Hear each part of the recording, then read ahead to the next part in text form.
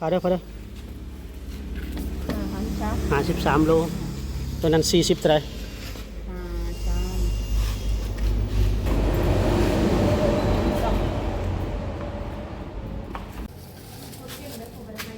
ตารางแมตซาว2ก็ติดเป็นกิโลได้ท่านผู้ชมตัวเป็นกิโลล้านหูจักว่าล้านปลายเนาะทอ PVC ก็55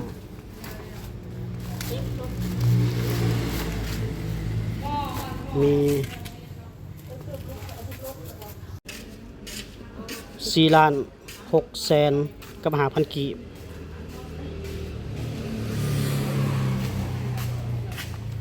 ตารางแมตซาว2ก็ทอ P55 เนาะมีถังสี2 ถังอยู่นะอัดเลยแต่มันอัดไว้เลยเนาะงวดก่อนก็เท่าไหร่งวดก่อนก็3 ล้าน 8งวดก่อน3 ล้าน 8งวดนี้4 ล้านเป็น7 ล้านนี่เนาะ4 ล้าน 6 แสนของอยู่ในรถเบิดละของมีมานำกันเป็น2 ชั่วโมงละจนฮ้อนเลยมาซื้อเครื่องนี่ก็ยังได้เครื่องบ่ครบซ้ำไปมื้อนี้วันที่8 พฤษภาคมเดือน5มาซื้อตารางความสูงแมตซาวหรือว่าแมตซาวเนาะมาลงเลยเด้อลงเลยเอาลงแล้วไปกองไว้อยู่ฮะจะตั้งไว้อยู่ฮะเอายกออกเลยกล้วยได้ยกออกเลยอันนั้นค่อยๆดึงเลยเอาออกทีละอันก่อนทีละอย่างก่อนทีละก้อก่อน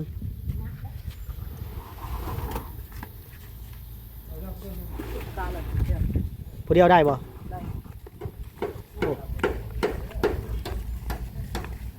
ปลาอยู่เทิงนั้นอยู่หันละอย่าฟ้าวเอาลงก่อนตัวนี้สีลายเนี่ยตัวนี้50 ปลายกว่ากิโลยกนิดนึง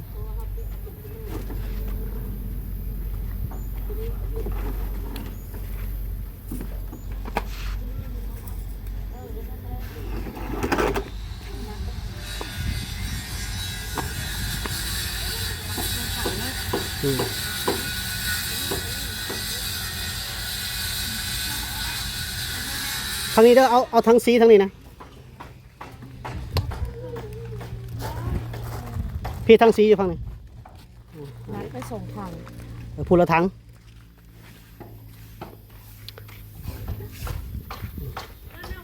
อันนี้ทอP55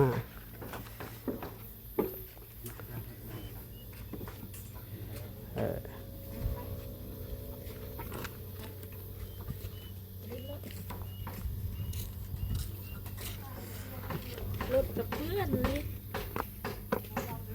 ทางปูนบ่เปื้อนได้ทางปูนบ่จักปูนบ่จักหยังตายเมื่อละบ่มื้อนี้รวมมูลค่าซื้อตัวนี้4 ล้าน 6 แสน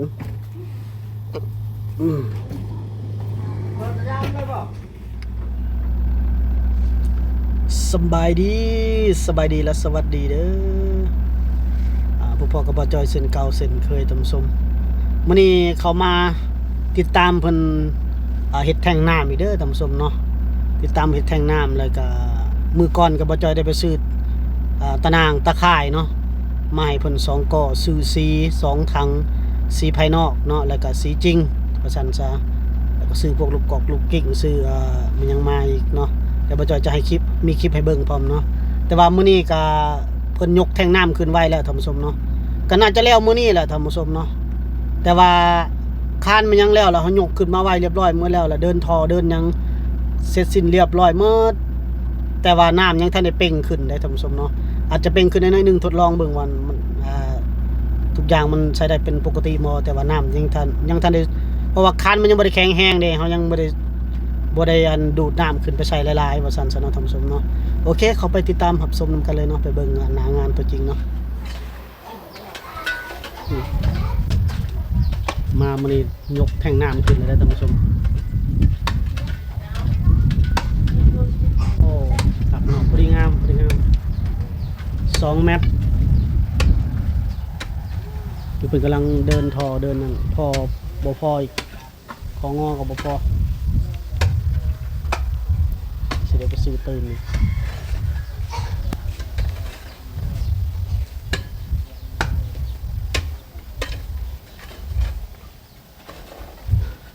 แลนพอ PVC ขึ้นถึงแท่งน้ำท่านผู้ชมแผนการนี่มันเอาแท่งขึ้นมาไว้แบบนี้แล้วก็ป้าไว้ก่อนประมาณ5-6 วันพุ่นแหละท่านผู้ชมจังเอาน้ำขึ้นใส่จังปล่อยน้ำขึ้นใส่เนาะ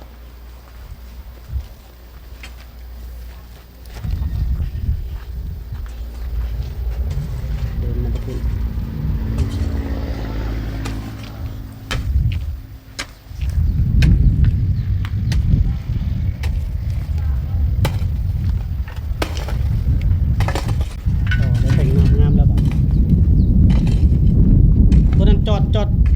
จอดใส่ระบบหรือยัง ยังนี่ถ่ายของงออยู่ดิ โอ้บอกว่าอันนี้ไอ้ยึดตีนมันหั่นนะ เรียบร้อยแล้ว ยึดแล้ว มีแต่ทุบเล็กนะเลยจับไว้เล็กนะเลย บ่ได้จอดบ่ บ่ได้จอดเล็ก มันบ่ตกบ่ แต่วานนี่เด้บ่ตกแน่นกูจอดอีกตัวนี้ เออ เพราะเขาไปตั้งตอนมันยังเปียกๆนะไปตั้งมีแต่ตั้งแต่หางมันแล้วทุบเล็กใส่เลย เราเห็ดเล็กงอๆบ่วงซุปใส่ตีนมัน4 มุม5 มุมแน่นกูจอดอีก จะได้พายุมาว่าตกก็แห้งแล้วนี่ เนาะ เล็ก นัก นักน้ำกูแห้งแล้ว พอดีงามเนาะ2 เมตรเนาะ พอดีงามพอดีสม มัน ส่วน แห้งๆใช่ไหม อ่า มันแห้งๆมันสูงลายมันโยกเยก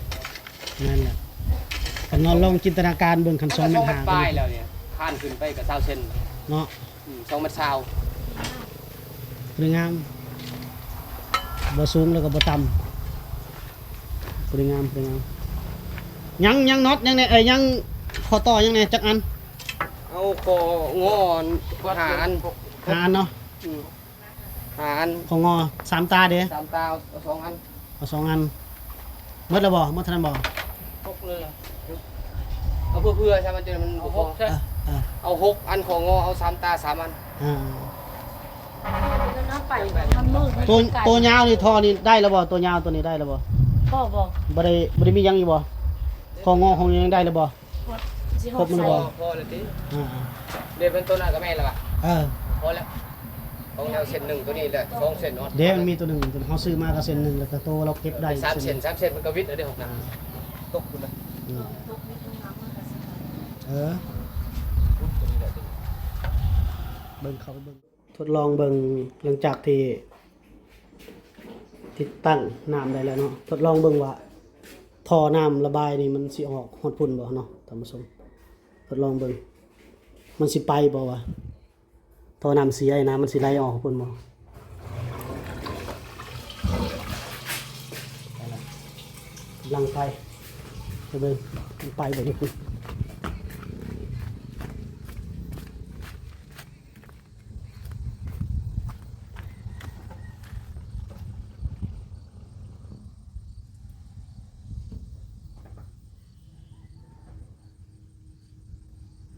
เดี๋ยวมันน้อยพดบ่โอ้มาเดี๋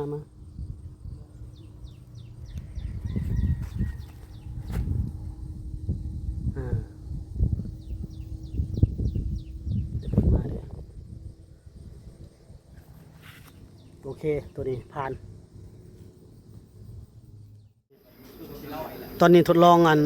เป่งน้ำขึ้นท่านผู้ชมเนาะให้มันท่วมก๊อกตัวที่มันไหลออกมานี่นะแต่ว่าเฮายังบ่ใส่หลายเพราะว่าเฮาเพิ่งจะเทคานแล้วนะยังบ่แข็งแรงเด้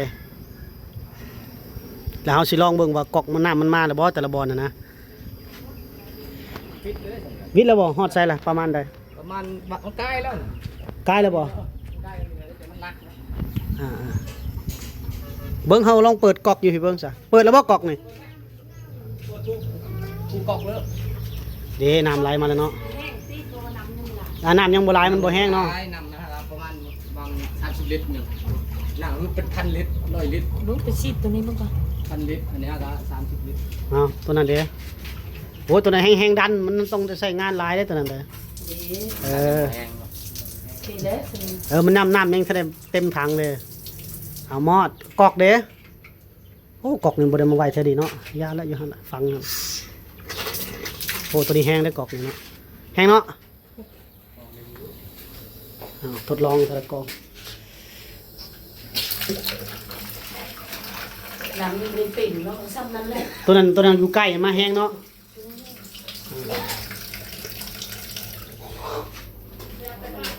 ทดลองแต่ละบอล 100 ลิตรจะแห้ง เบิ่งไปลองเบิ่งอยู่เฮือนครัวเด้อจุดสำคัญในเฮือนครัวนี่แหละ ใช่ มาแล้วบ่เฮือนครัว ยังเจอแล้วที่ นี่บอกอันนี้บอกนี่บอก โอ้ยปิ่นเงื่งมาพี่ นี่เงื่อนนั่น เด็ก บอกเจะของคนเดินตรงได้เงื่งอ้อมีเนี่ยมันจะไป โอ้ยห้องบิด มีแม่นบิดมานี่นึงมันเอามานี่ได้ อืมแต่ว่ามาแล้วเนาะ มาเลย มาแล้วเด้อ ไปขึ้นเก้าอันนี้ โอ้ว่าเก่าจังได๋โอเคมาเลยเนาะมอด พี่ บ่ได้หัวบ่ได้ซึมหยังเนาะโอเค เบิ่งมานี่แล้วมันมาหนาปิดมานี้ เออ มาเพิ่นไปปิดมานี่ซื้อมีไปเลยน้ำเอามานี่ มาเลยเนาะเอาเปิดมาดูเอาใกล้ๆหน่อย นี่บอกเปิดทางนี้ได้นะ ถ้าพุ่นก็เปิด เอาเป็นน้ำในถังยังไม่ได้เต็มเลย โอ้ยหาก็ได้บ่ได้ฮอด20%ซ้ำ เพราะว่าเอาชดซื้อกัน เปื้อนขนาดเท่านี้ อาทิตย์นึงแล้ว ปัดเจ้าปัดเจ้า ปันแล้วบ่ หมด เวลาเต็มตะกี้อย่างเงี้ยอัดตู้เช่า บ่ได้ซึมเลยเนาะบ่ได้ซึมนอนอยู่ทางเนาะ เรียบร้อยแล้ว เพราะว่ารอบแรกเขาทดลองเบิ่งผัดมัน หัน น้ำ โบแนนบุ้ยแนวหัน มันหัว เปิด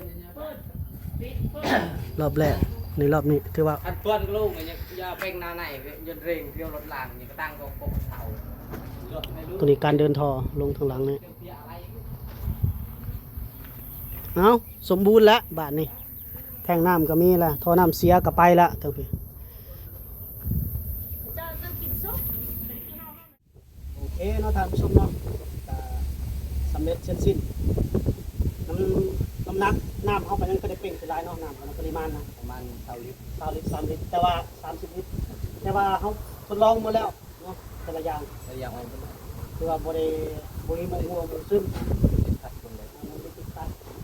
เพราะว่าสิใส่หลายบัดน้ำหนักค้านมันยังกระดิกแข็งแห้งค้านมันยังกระดิกแข็งแห้งทีหนึงเนาะ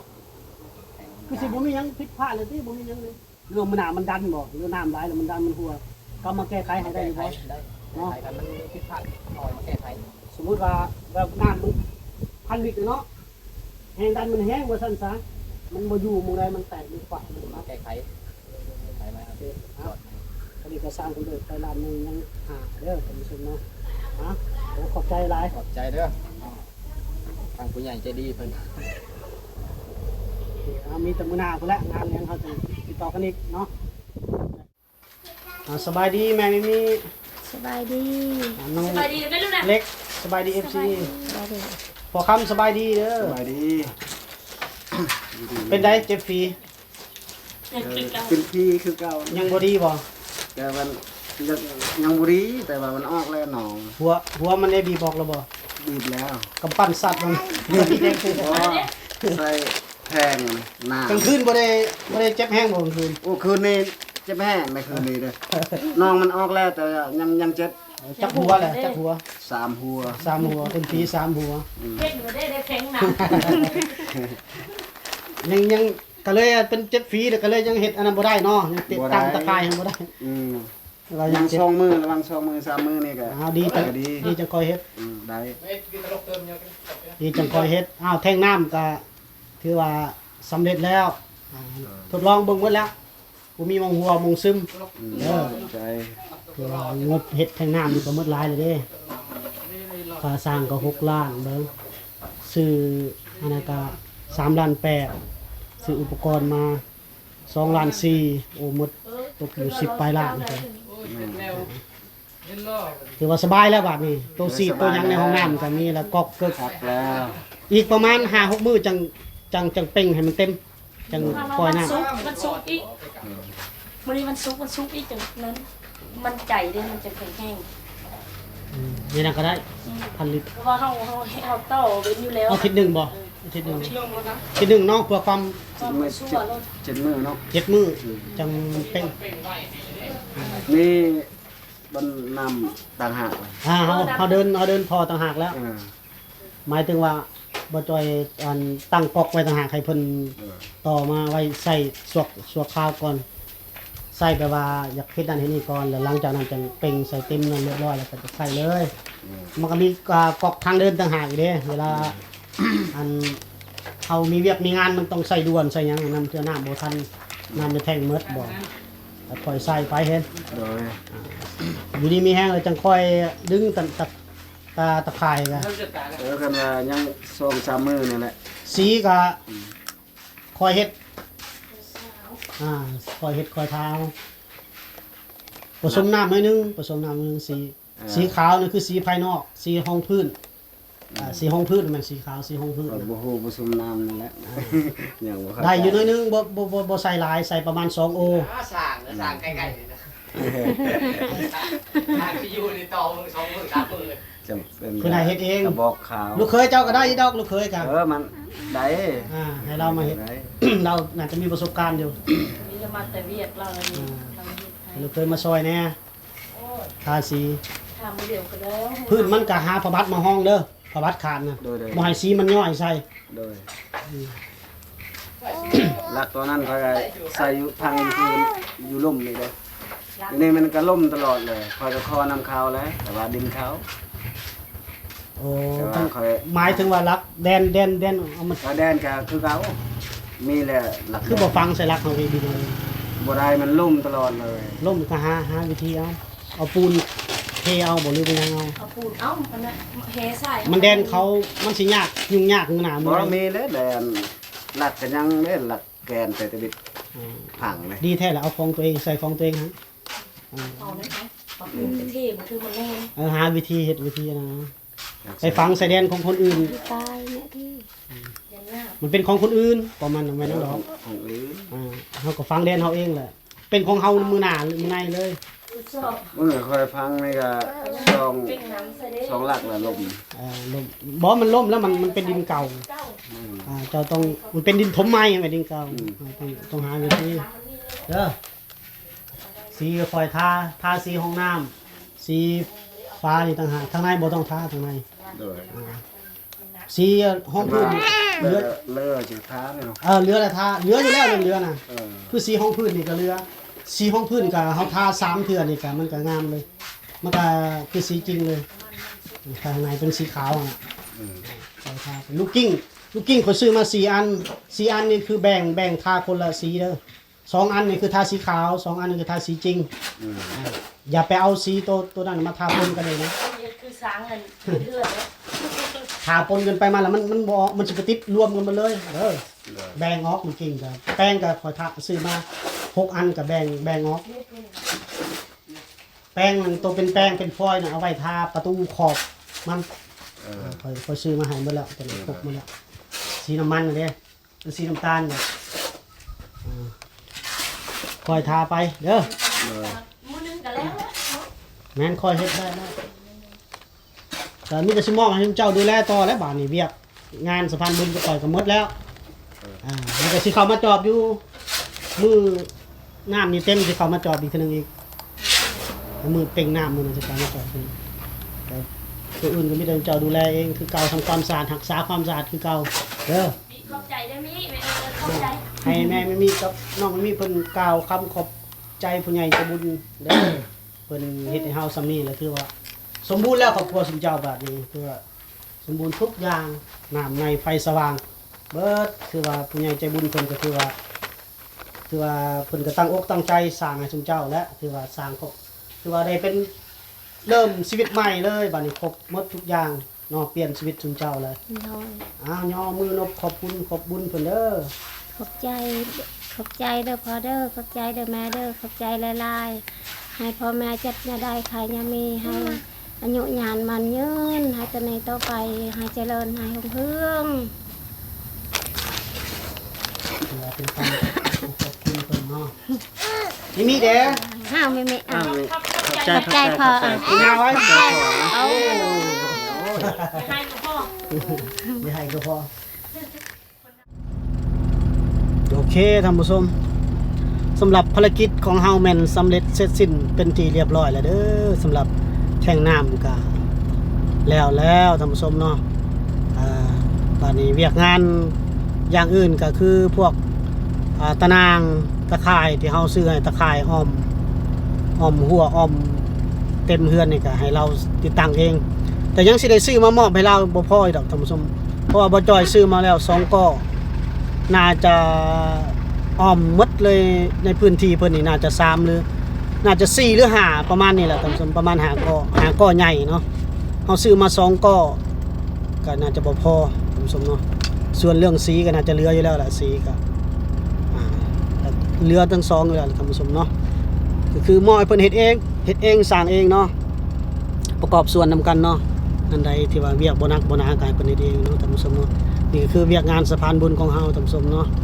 สำหรับคลิปวิดีโอนี้บ่จอยขอจบคลิปไว้ส่ำนี้เด้อท่านผู้ชมเนาะพบกันใหม่ในโอกาสหน้าในคลิปหน้าท่านผู้ชมเนาะสำหรับเวียกงานสะพานบุญเฮาก็ยังรับคือเก่านะท่านผู้ชมเนาะมีเวียกงานมีบ่อนใดที่ผู้ใหญ่เพิ่นให้บ่จอยไปเฮาก็จะไปคือเก่าเด้อท่านผู้ชมเนาะโอเคเนาะคลิปนี้ขอจบคลิปไว้ส่ำนี้ก่อนพบกันใหม่ในคลิปหน้าสวัสดีสบายดี